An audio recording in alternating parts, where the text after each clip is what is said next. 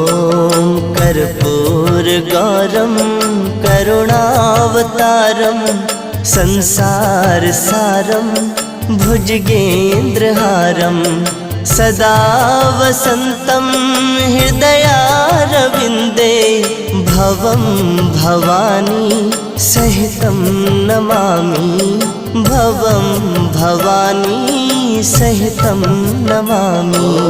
कर्पूरगौरं करुणावतारं संसारसारं